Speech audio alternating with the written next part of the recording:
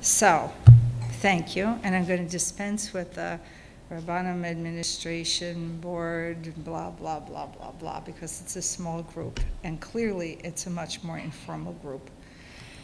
So I'll try to speak swiftly so we can get to dessert. So, I had to write a biography. It's short. If you read it and you know me, you know what I left out. If you don't know me, let me reintroduce myself, because my husband said, you left it out of your biography, and he thought it was important. So, I am Chana Bas Avraham Avinu. Welcome. The expression Jew by choice is not such a common expression in our community, but it's in the context of choice. I have three things to say, 3 paragraphs really. So my guf, 61. My neshama, 25. I married Stephen 7 years ago. I moved to Chicago. It was a very hard move for me. Stephen has lived here most of his adult life, West Rogers Park, you know, this block, this block, this block, this block. He knows a lot of people. He davens and he learns in a lot of shuls. Me? 3 very small communities. 1 shul, 1 rabbi, and within a year, you know everybody and pretty much all of their relatives. It's different here. So I started to get distracted. I started to have a different perspective, distorted. I actually became a little fearful. So one day when I was complaining to my husband, and I was very pouty, and I said, there is nobody here like me. And he looked at me with utter disbelief, and he said, there is nobody like you. He snapped me out of my mood, and he reminded me the essence of being Jewish, the essence of Judaism is the same no matter where you live, no matter where you go. Torah is Torah, halacha, halacha, Shabbos, Shabbos. And Jews, there might be more here than what you're used to, but still, Jews are all alike. We want to be loved, we want to be lovable, and we want to be loving. So of course we know it's a mitzvah to love Jews. For me, maybe not so easy, but you know, you learn. You learn what love is, you learn what love does, but it's a choice to love more deeply and a choice to be more inclusive in your loving. It's a big choice. But I thank my husband, Stephen, for going on the journey of love with me. So my second thank you are the women that I learn with. And I'm going to just say from the outset, of course you need a rabbi. I'm not all about the women-to-women thing. Of course you need a rabbi. You need halachas. Okay. But learning with the women is something very different, and you've heard about it. The other people have spoken about it. Melinda eloquently spoke about it. So my teachers, Dr. Esther Shkup, Mrs. Sarit Olstein, Rebbe Simcha Chava Yitzhak, Miriam Jaffe, she should live and be well and visit us soon. These are the teachers. You think they are very, very different? They're not. Their style is very different, but they're women. They have husbands, they have families, they have jobs. You may not think about it, but they really actually have jobs. They're active in the community.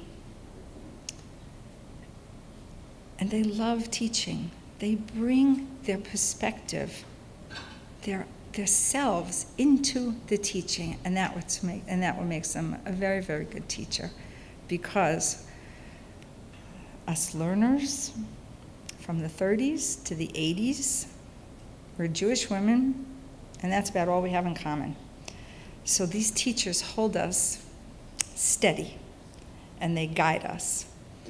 And let me just tell you a little bit of what happens. Melinda shared a little bit, but let me tell you. So our teacher, she reads the pasuk. Maybe we could read the pasuk, maybe we can't read the pasuk. She reads the pasuk. The commentaries start to fly through the air. The conversation starts around the table. And if you watch carefully, maybe there's a woman, a subtle change of her posture. Maybe her head is lowered just a little bit. Maybe you hear, wow. Maybe you'll hear comfort, relief. It's amazing. It really is. She walks out of the room that day. She's taller. She's more beautiful. She's composed. And she's purposeful. And for the rest of the day, the world is better. Why? She found a piece of herself that she put in. Another piece of that puzzle clicked. She may have had a lifelong question, and finally, she got an answer that resonates with her. She might have had a reality of dreams and wishes, and now she sees a possibility. That's amazing. It doesn't happen all the time. We're consistent, we're persistent, we slog through text a lot. But when a woman makes a choice to continue her learning, to acquire that information, to absorb that knowledge, to refine herself for herself, is a joy to watch. So I thank all the ladies that I learn with, and I hope we can continue to learn for many, many years ahead. My last and final thank you to Hashem. So I have two brachas that I really like to say in the morning. And the one is when I thank Hashem for creating me according to his will. So when I say that, I say, he picked me, he put me in a certain family at a certain point in time, in a certain place. All the situations I've encountered, 60 years already, all the situations I've encountered, all the people that I've met brought me here today. And they're done. It's over. When I get to the bracha, where I thank Hashem for providing me all my needs, I know he's going to put something on my to-do list.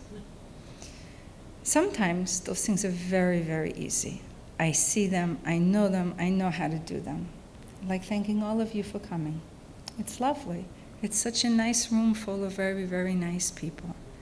I can also thank you very much for supporting Blitstein. It's a lovely place to learn. You should try. Not all of you, but the women should try. How can I not thank Rabbi Yitzhak for an unbelievable video about me? I didn't recognize me. I think I want it for Olam Haba. I might need it. To thank Mrs. Debbie Pfefferman and Mrs. Roseanne Eunice. They put on a great banquet, and frankly,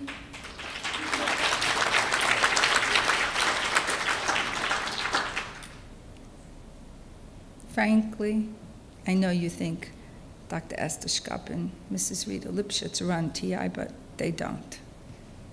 Mrs. Pfefferman and Mrs. Eunice really run TI.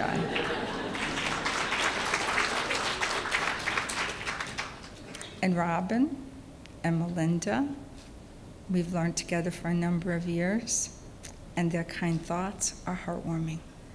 It really have to change my opinion about Chicago now. So Hashem also puts things on my to-do list that I don't have a clue what to do with. I'm like, what? I'm going to be honored?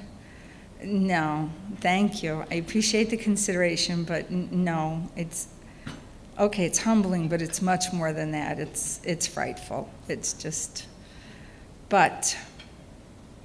So I think Abigail Award, Abigail